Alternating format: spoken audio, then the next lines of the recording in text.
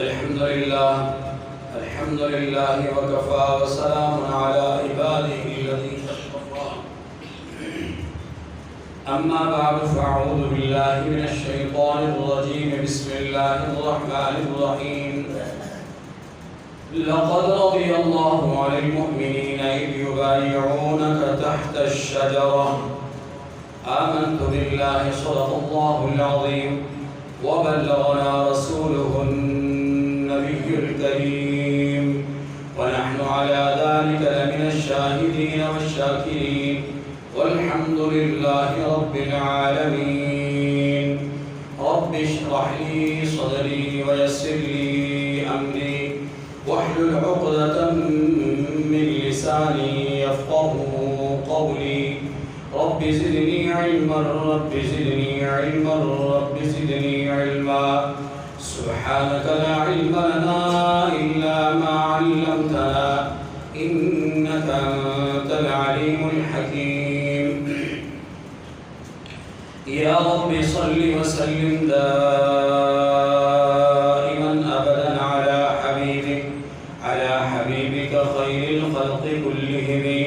اللهم صل على محمد وعلى آل محمد كما صليت على إبراهيم وعلى آل إبراهيم إنك حميد مجيد.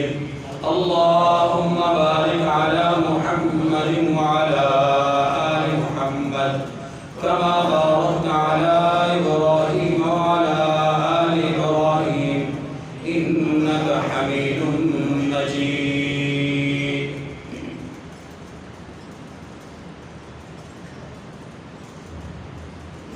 گرامی قدر سامعین، کہ آپ صلی اللہ علیہ وسلم کے خاندان اور آپ کے اصحاب کے بارے میں معلومات رکھنا، جاننا یہ ایمانی فریضہ ہے. بطور تمہید دوسری بات یہ ذہن نشین فرما لیجیے کہ اصحاب رسول تاریخی شخصیات نہیں بلکہ قرآنی شخصیات. تاریخ کی کوئی بات بھی اصحاب پیغمبر کی سیرت کو، کردار کو یا کسی ایک صحابی کی سیرت اور کردار کو گدلا کرنے کے حوالے سے، گندا کرنے کے حوالے سے، پراگندہ کرنے کے حوالے سے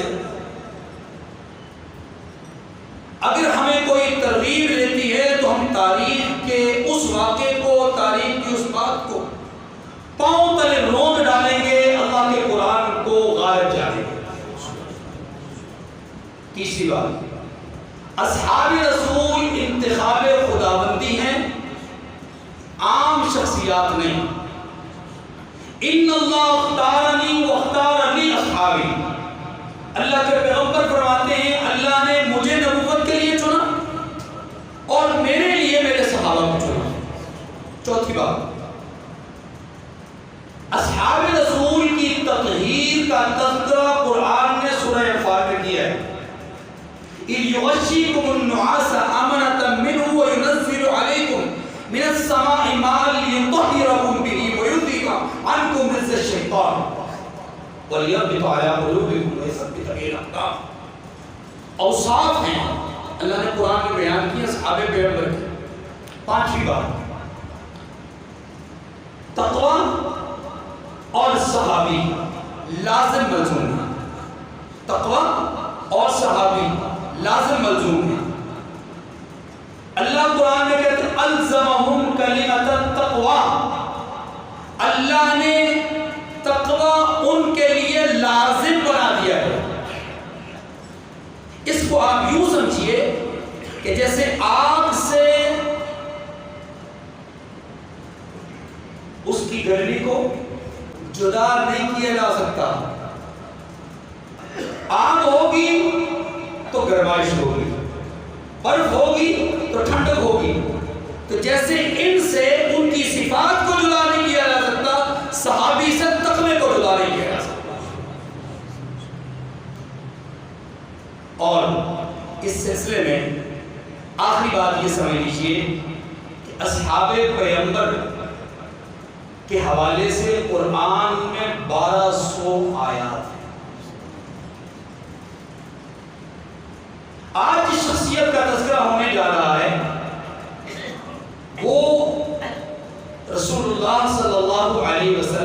ساتھ رشتہ میں بہت قریب ہے. ان کا شجرہ نسب چوتھی پشت میں جناب عبد مناف پہ جا کر کے رسول اللہ کے ساتھ مل جاتا ہے. ان کی نانی ام الحکیم بیضاء یہ رسول اللہ صلی اللہ علیہ وسلم کی سگی پھوپھو ہے. ان کا رشتہ رسول اللہ سے کہ رسول اللہ نے اپنی دو چہیتی بیٹیاں، ایک کا نام ام کلثوم دوسری کا نام رقیہ، پہلے رقیہ پھر ام کلثوم، دونوں کا رشتہ یہ بھی بات نہیں کرے ان کے ساتھ کیا. ان کا تعلق اسلام کے ساتھ یہ ہے کہ بغیر حیل و حجت کے اسلام قبول کیا. پانچویں یا چھٹے نمبر پر یہ مسلمان ہوئے، سابقین اولین میں شامل ہیں، عشرہ مبشرہ میں شامل ہیں.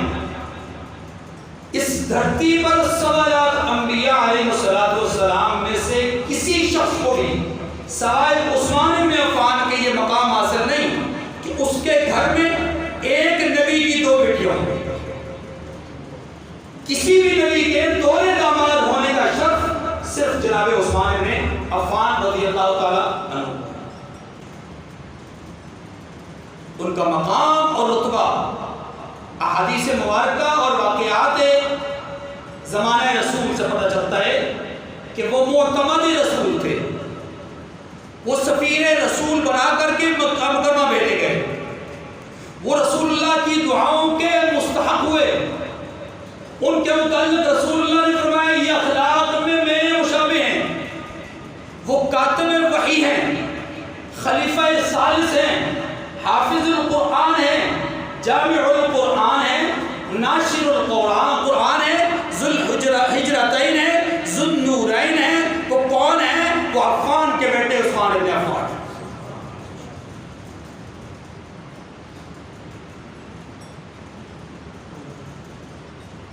جن کی حیا کے حوالے سے رسول اللہ صلی اللہ علیہ وسلم کئی بار ان کی حیا کا تذکرہ ہوا.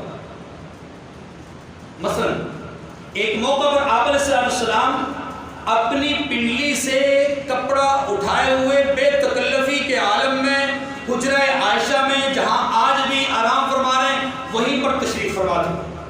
بے تکلفی کے عالم میں ٹانگ پھیلی ہوئی، کپڑا تھوڑا پنڈلی سے اوپر اٹھا ہوا، سطر سے نیچے پنڈلی سے ہلکا اوپر اٹھا ہوا، بے تکلفی کے عالم میں تشریف فرمائیں. دروازے پر دستک ہوئی، من بالباب، جواب ابو بکر آنے کی اجازت دیجیے. اجازت مل گئی، اندر تشریف لائے، اپنی بات کہی، چل دیے. من بالباب دوبارہ دستک ہوئی، من بالباب دروازے پہ کون؟ جناب عمر رضی اللہ عنہ کا کہ میں خطاب کا بیٹا عمر، اجازت ہے اندر آ جاؤ. آ گئے، بات کی، چلے گئے. حدیث میں آتا ہے اس کے بعد دروازے پر دستک ہوئی، پوچھا گیا کون؟ جواب آیا عثمان بن عفان. اللہ کے رسول نے فرمایا ذرا رک جاؤ، دروازہ بھی نہیں کھولنا. دیکھو غلام جو دروازے پہ کھڑے تھے خادم، فرمایا دروازہ نہیں کھولنا. پہلے اپنی ٹانگ مبارک کو پیچھے کیا، بلی کو اوپر جو ہے وہ کپڑے کو ٹھیک کیا، اس کے بعد درست ہو کر کے بیٹھے، بے تکلفی سے ذرا نکلے اور پھر فرمایا اجازت ہے. آئے عثمان بن عفان، بات ہوئی، بات کر کے چلے گئے، کام پورا ہوا، تشریف لے گئے. اللہ کے رسول صلی اللہ علیہ وسلم جب ان سے فارغ ہوئے، سیدہ عائشہ صدیقہ رضی اللہ تعالیٰ عنہ کہتی ہیں کہ یا رسول اللہ میرے والد گرامی آئے، آپ نے حالت نہیں بدلی. عمر بن خطاب آئے، آپ نے حالت نہیں بدلی، حالانکہ دونوں آپ کے سسر تھے. عثمان آئے تو آپ نے حالت بدل لی. جواب آیا الا استحی من رجل تستحی منہ الملائکہ، کیا میں اس شخص سے حیا نہ کروں جس سے فرشتے آئے؟ اللہ کے رسول کی طویل حدیث، کئی صحابہ کے فضائل اس میں بیان کیا، جس کو آپ عمومی طور پر خطبہ جمعہ میں سنتے رہتے ہیں. ارحم امتی بامتی ابو بکر واشدہم فی امر اللہ عمر. وہاں پر آگے لفظ ہے اصدقہم حیاء عثمان. حیا کا اعتبار سے منصب حیا پہ میری امت میں سب سے بڑا شخص جو فائز ہے وہ عثمان بن عفان ہے. اصدقہم حیاء عثمان. اور ایک موقع پر فرمایا ان عثمان رجل حیی، عثمان تو حیادار آدمی ہے۔ عثمان بن عفان رضی اللہ تعالی عنہ صحابت کے اعتبار سے بڑا مقام، بڑا رتبہ، بہت بلند درجہ، خاندانی طور پر آپ صاحب حیثیت، صاحب ثروت تھے۔ اسلام قبول کیا تو آپ کے سگے چچا نے آپ کے ساتھ ظلم و ستم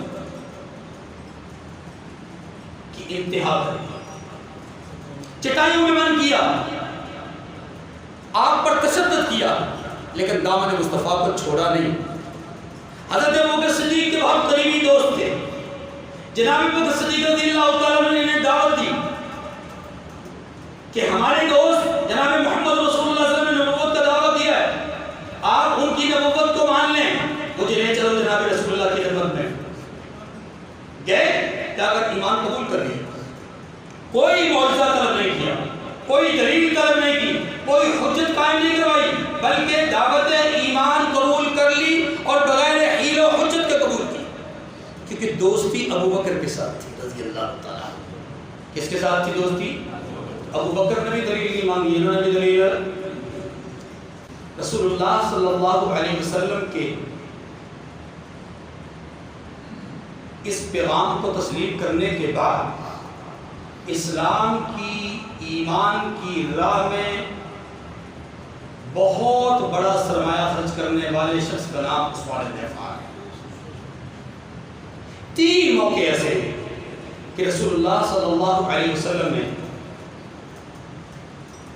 ان مواقع پہ جنت کو واجب قرار دیا ہے۔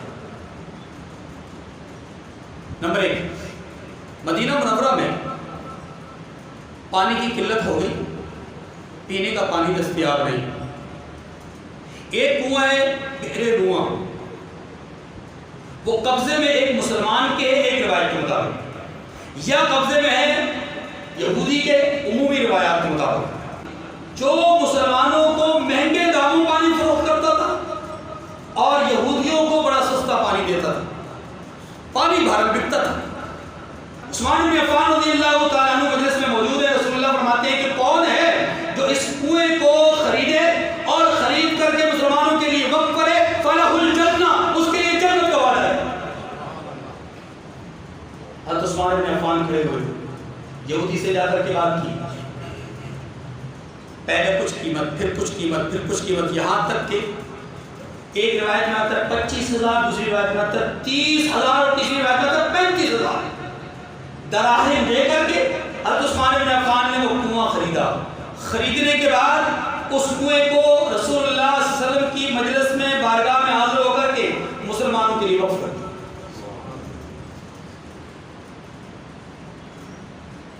یہ وہ موقع ہے جہاں رسول اللہ نے فرمایا اس کنویں کو جو خرید کر کے مسلمانوں کے لیے وقف کرے اس کے لیے کیا ہے؟ جنت۔ نمبر 2، اللہ کے رسول صلی اللہ علیہ وسلم نے مسجد نبوی کی جگہ دیکھی، لوگوں کی تعداد دیکھی، تعداد بڑھ گئی، جگہ کم ہو گئی، اب مسجد نبوی کی وسعت ختم ہو گئی، تنگ دامنی شروع ہو گئی۔ اللہ کے رسول نے فرمایا مسجد کے ساتھ ایک گھر ہے، ایک پلاٹ ہے، کوئی ہے تو اس پلاٹ، اس گھر کو خریدے، خرید کر کے مسجد میں شامل کرے، اس کے لیے جنت کا وعدہ ہے۔ عثمان بن عفان کھڑے ہوئے، یا رسول اللہ میں حاضر خدمت، جگہ کو خریدا اور خرید کر کے مسجد میں شامل کیا۔ آج بھی اس جگہ پر قدم رکھنا ہر زیارت کرنے والا، دربار رسالت میں حاضری دینے والا اپنے لیے اعزاز سمجھتا ہے، فخر سمجھتا ہے۔ آج بھی اس جگہ پہ قدم رکھنا، باب السلام کے ذریعے سے اس جگہ پر، اس مقام پر قدم رکھنا مومن کے لیے اعزاز، شرف اور سعادت کی بات ہے۔ یہ وہی جگہ ہے جسے جناب عثمان بن عفان نے خریدا۔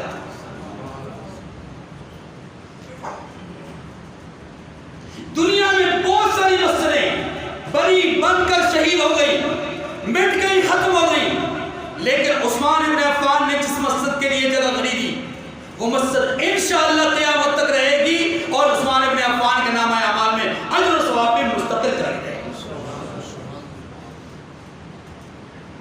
تیسرا موقع غزوہ تبوک ہے۔ رسول اللہ صلی صلی اللہ علیہ وسلم نے اعلان فرمایا چندے کا.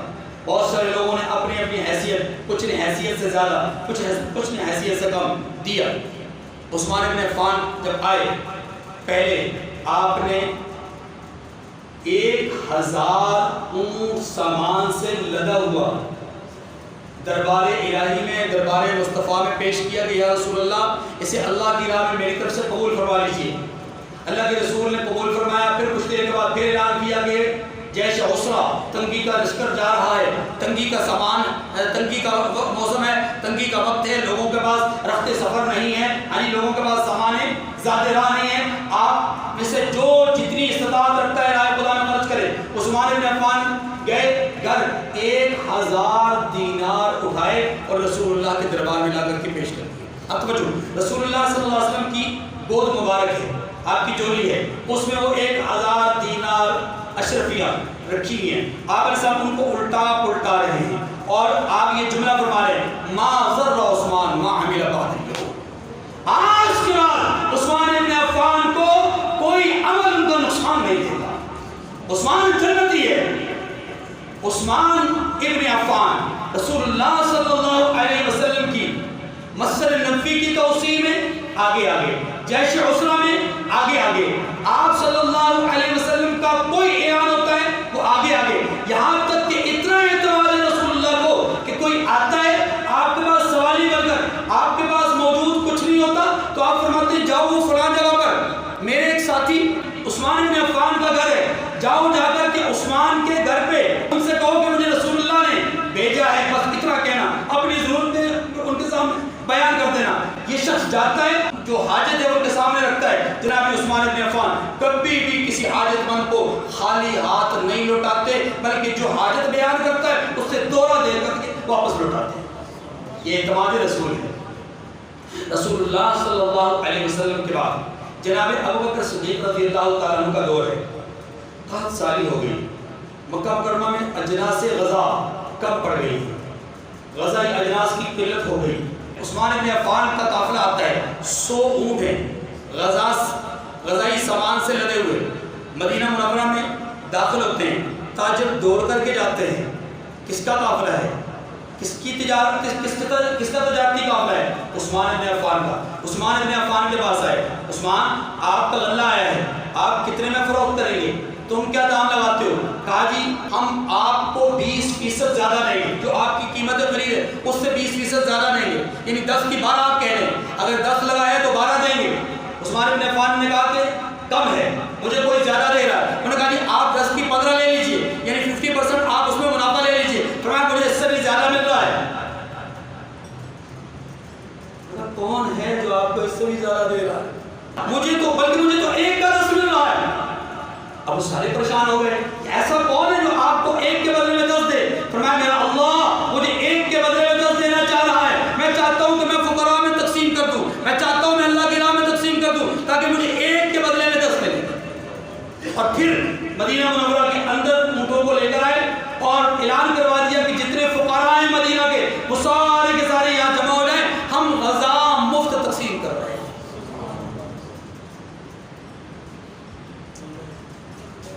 حیا کے پیکر ہے، صحابت میں، فیاضی میں اتنے عمدہ اور اتنی اعلیٰ صفت کے مالک ہیں کہ آج تک امت ان کو عثمان کے ساتھ غنی کے لفظ سے جانتی ہے. عثمان غنی. اور رسول اللہ صلی اللہ علیہ وسلم نے ان کے کردار، ان کی سیرت اور ان کی شان کو مد نظر رکھتے ہوئے کئی مقامات ایسے ہیں جہاں پر آپ صلی اللہ علیہ وسلم نے ایسے ان کے فضائل بیان کیے. مثلا ایک باغ ہے، رسول اللہ تشریف فرمائے، ایک صحابی بھی ساتھ ہیں، وہ کہتے ہیں باغ کے 4 دیواری تھی، اتنے میں باغ کے دروازے پر دستک ہوئی، اجازت طلب کی گئی. اللہ کے رسول نے اس ساتھی کو کہا جو ساتھی ساتھ تھے، فرمایا اذن لہ وبشرہ بالجنہ، اسے اجازت دے دیجیے اندر آنے کی اور اسے جنت کی خوشخبری بھی سنا دیجیے. وہ اندر آئے تو ابوبکر صدیق تھے. پھر دستک ہوئی، پھر یہ الفاظ کہے گئے، اندر آئے تو عمر بن خطاب تھے. پھر دستک ہوئی، پھر اجازت طلب کی گئی. اللہ کے رسول نے اب جملہ کیا فرمایا؟ فرمایا اذن لہ وبشرہ بالجنہ معها فتنۃ یا معہا بلاء یصیبہ، اللہ کے رسول نے فرمایا اسے اجازت دے دیجئے اور جنت کی خوشخبری بھی سنا دیجئے، لیکن ساتھ ایک بات اور بھی کہہ دیجئے کہ اسے ایک مصیبت کا سامنا کرنا پڑے گا، اسے ایک بلا کا سامنا کرنا پڑے گا، ایک آزمائش کا سامنا کرنا پڑے گا۔ دروازہ کھولا، دیکھا تو عثمان بن عفان ہیں، یہ وہ شخص ہیں کہ جن کو رسول اللہ صلی اللہ علیہ وسلم نے ان کی حیات طیبہ میں شہید قرار دیا۔ فرمایا اسکت جبل وفی روایت اسکت احد فإن علیک نبی وصدیق وشہیدہ، احد پہاڑ تھم جا، تجھ پر ایک نبی ہے، ایک صدیق ہے اور 2 شہید ہیں۔ 4 لوگ تھے، نبی، صدیق اور عمر اور عثمان، چاروں کے متعلق فرمایا فإن علیک نبی وصدیق وشہیدان، اور ایک دوسری بات بتا فلیس علیک الا نبی وصدیق وشہیدان، مفہوم دونوں کا ایک ہے۔ آپ علیہ السلام مجلس میں تشریف فرمائے، صحابہ کرام آپ کے ارد گرد ہیں، فتنوں کے زمانے کا تذکرہ ہو رہا ہے، قرب قیامت کے احوال کو بیان کیا جا رہا ہے۔ ایسے میں اللہ کے رسول صلی اللہ علیہ وسلم نے ارشاد فرمایا ایک ایسے آدمی کے متعلق، مر رجل، صحابی کہتے ہیں کہ ایک ایسے آدمی کے متعلق جو گزر رہا تھا اور اس کے فیتقنع فی بالحفاظن، وہ اس حال میں گزر رہا تھا کہ اس کے سر پر گرمی کی شدت کی وجہ سے کپڑا رکھا ہوا تھا اور چہرہ اس کا ڈھپا ہوا معلوم ہو رہا تھا، پہچان میں نہیں آ رہا تھا۔ وہ آدمی وہاں قریب سے گزر رہا تھا، اللہ کے رسول نے اس آدمی کے متعلق فرمایا کہ هذا یومئذ علی الحق، یہ آدمی کے اس دن، فتنوں کے دن، یہ آدمی حق پر ہوگا۔ صحابی رسول کہتے ہیں کہ میں اٹھ کر کے جا کر کے اس شخص کو دیکھا تو وہ عثمان بن عفان تھے، میں ان کو بازو سے پکڑ کر کے حاضر خدمت کیا، میں نے کہ یا رسول اللہ یہ تو عثمان ہے، یہ تو عثمان ہے۔ اللہ کے رسول نے ہاں هذا یومئذ علی الہدی، یہی ہے جو اس دن حق پر ہوں گے، یہی ہے جو اس دن ہدایت پر ہوں گے۔ آپ علیہ السلام نے فتنوں کا مزید تذکرہ فرمایا۔ اسی دوران تو ایک صحابی نے سوال کر دیا یا رسول اللہ ہمارے لیے اس وقت کیا حکم ہوگا؟ اللہ کے رسول صلی اللہ علیہ وسلم نے اس وقت جملہ ارشاد فرمایا علیکم بالامین واصحابہ، تم پر اس امانت دار کا ساتھ دینا لازم ہے اور اس کے ساتھیوں کا ساتھ دینا لازم ہے۔ یہ وہ معتمد رسول شخصیت ہیں کہ جن کو اللہ کے رسول نے حدیبیہ کے مقام پر پہنچ کر مکہ مکرمہ میں اپنا سفیر بنا کر بھیجا۔ خبر آئی کہ آپ کو شہید کر دیا، میں واقعی کی تفصیل کی طرف خبر آئی کہ آپ کو شہید کر دیا گیا۔ رسول اللہ نے اپنے ارد گرد 1 نہیں 2 نہیں درجن نہیں 100 نہیں 1400 سے 1500 کے درمیان اصحاب رسول کو سب کو منادی کروائی، میرے پاس آ جاؤ۔ آ گئے، آنے کے بعد آپ نے فرمایا مجھے خبر ملی ہے کہ میرے سفیر عثمان ابن عفان کو شہید کر دیا گیا ہے، تو کون ہے تم میں سے جو میرے ہاتھ پر عثمان کے خون کا بدلہ لینے کے لیے بیعت کرتا ہے؟ اللہ کے رسول نے یوں کر کے ہاتھ بڑھایا، آگے ہاتھ بڑھایا اور فرمایا کون ہے جو بیعت کرتا ہے؟ 1 2 3 4، یہاں تک کہ سارے لوگوں نے دور سے ایسے کر کے ہاتھ کیے کہ یا رسول اللہ ہم سب کی بیعت ہے، ہم آپ کی بات پر آمنا و صدقنا کہتے ہیں، عثمان ابن عفان کے خون کا بدلہ لیے بغیر یہاں سے واپس جائیں گے نہیں، قصاص کا بدلہ قصاص ہوگا، خون کا بدلہ خون ہوگا، ہم تب تک واپس نہیں جائیں گے جب تک کہ عثمان ابن عفان کے خون کا بدلہ نہ لے لیا جائے۔ سبھی نے بیعت کر دی، اب توجہ کیجیے گا، آپ کی توجہ چاہوں گا، سبھی نے بیعت کر دی، سبھی نے اپنے ہاتھوں کو آگے بڑھا دیا۔ رسول اللہ نے اپنا دایاں ہاتھ اٹھایا، اٹھا کر کے سب کے ہاتھوں کے اوپر یوں کر کے اشارہ کیا، فرمایا ہاتھی ید عثمان، یہ عثمان ابن عفان کا ہاتھ ہے۔ کس کا ہاتھ ہے؟ رسول اللہ نے اپنے ہاتھ کو عثمان کا ہاتھ کرا دیا۔ کائنات کی اس دھرتی پر، کائنات کی اس دھرتی پر ایسا شرف، ایسا اعزاز، ایسا مقام کسی اور کو حاصل ہے۔